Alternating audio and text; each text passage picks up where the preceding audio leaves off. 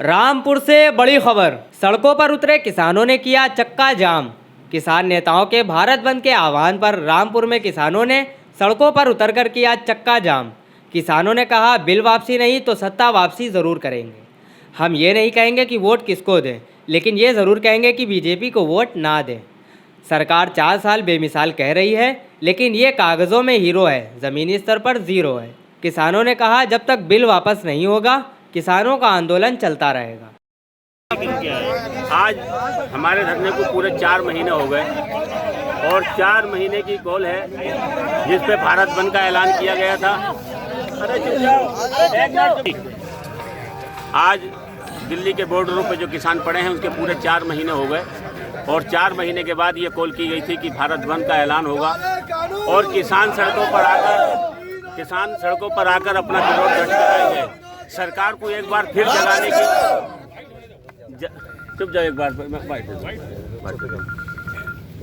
आज दिल्ली के बॉर्डरों पर पड़े हुए किसानों को 4 महीने हो गए और इसी कॉल को लेकर कि आज भारत बंद का ऐलान किया गया था कि सरकार किसान सड़कों पर आकर भारत बंद कर और नेशनल हाईवे पर जाम कर अपना सरकार के सामने विरोध दर्ज कराएं। 4 महीने सरकार को लगातार हो गए। 1 महीना लगातार सरकार से वार्ता चली और उसके बाद वार्ता टूट गई और किसानों को तरह तरह का ब्लेम लगाया गया कि साहब किले पे झंडा लगा दिया गया, फलाना लगा दिया गया। और ये तो नहीं सोचा, तुमने तो किला बेच दिया, किसानों ने झंडा लगाया तो कौन सा अपराध कर दिया?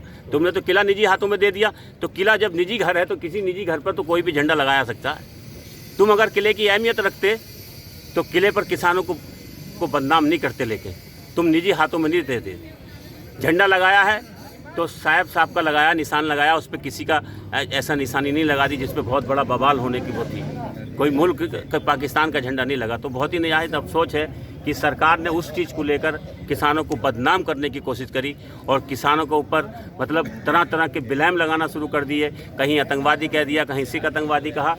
तो सारी बातें 4 महीने तक हम किसान झेलना है और कब तक झेलेंगे ये कुछ नहीं मालूम, मगर वक्त बहुत करीब आ चुका है कि अगर बिल वापसी नहीं तो सत्ता वापसी तो जरूर करेंगे। हर हाल में ये तय कर दिया है, सत्ता वापसी की तरफ है सारा रुख है। हम ये नहीं कहेंगे वोट किसे देना है, पर इतना जरूर कहेंगे कि बीजेपी को वोट नहीं देना है, जिसे चाव दे दो। भारतीय किसान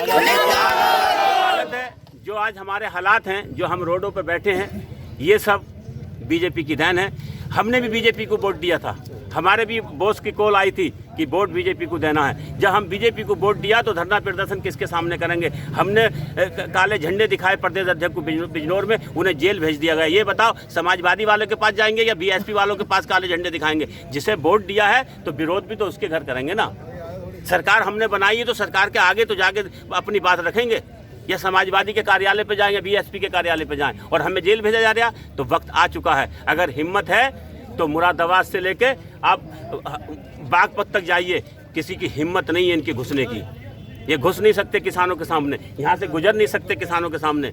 एक भी इनके पास कोई जवाब नहीं है इन नेताओं के पास में। ये सिर्फ सत्ता परिवर्तन करके अपना पैसा कमाने आए हैं। किसानों को गुमराह किया, किसानों को बहुत बहुत लाभ दिया कि 15 लाख तुम्हारे खाते में आ जाएंगे, तुम्हारा 50% मुनाफा जोड़कर तुम्हें उस लागत पे 50% मुनाफा तुम्हें जोड़ के दिया जाएगा, स्वामीनाथन रिपोर्ट आपको लागू की जाएगी, कर्जा माफ़ किया जाएगा। इस किसानों को इस लाभ दे के और इस तरीके से ये सत्ता में आए। आज सत्ता में आ गए तो किसानों की बुरी दिशा है और किसानों की नहीं है, सारे व्यापारों की दिशा बुरी है। व्यापार है, मजदूर है, किसान है। सड़कों पर आप देख लो, कहीं रौनक नहीं मिलती है।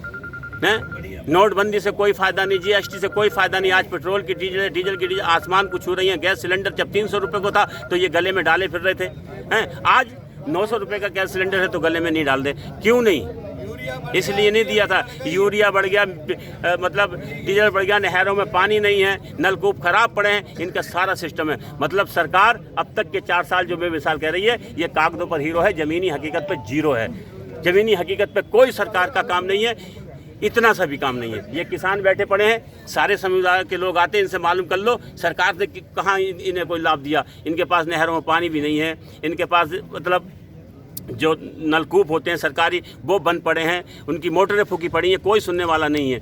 इतना अगर कहीं तहसील में जाते हैं तो तहसीलदार सुनने के लिए तैयार नहीं, डीएम सुनने के लिए तैयार नहीं, मतलब कोई भी किसान की बात सुनने के लिए तैयार नहीं है। अगर सुनने के लिए तैयार होते तो 160 करोड़ रुपया जो बकाया है तीनों मिलों का वो बकाया नहीं होता।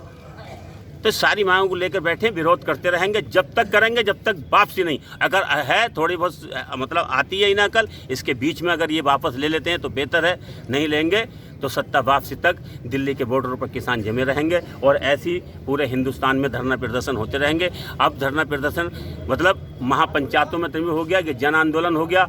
अब लोग वहाँ बैठे हैं, महापंचायतों के द्वारा धरना प्रदर्शन के द्वारा जिलों में एक मैसेज सरकार को दे रहे हैं, सरकार सुधर जाए तो बेहतर है, सही है, किसानों की सुन ले, यही तुम्हारे वोटर हैं जिस पे तुम राज कर रहे हो।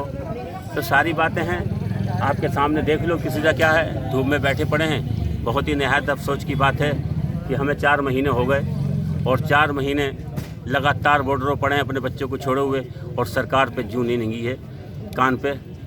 उन्होंने भी पता नहीं क्या चीज़ बना रखी है, या तो मशीनों में गड़बड़ी कर रखी है, क्या इस तरीके की है कि साहब हम ही सरकार में आएंगे तो ये तो वक्त बताएगा। हमारे नेता का साफ इशारा है कि सत्ता वापसी की तरफ की ओर करो, इशारा करो। प्रधानी के इलेक्शन आ रहे हैं, जिला पंचायत के इलेक्शन आ रहे हैं, किसानों से एक ही अपील है कि इनके कैंडिडेटों को वोट नहीं देना है, बाकी जब तुम्हारी मर्जी से वोट दो। ठीक है। ब्यूरो रिपोर्ट, न्यूज़ अब भारत।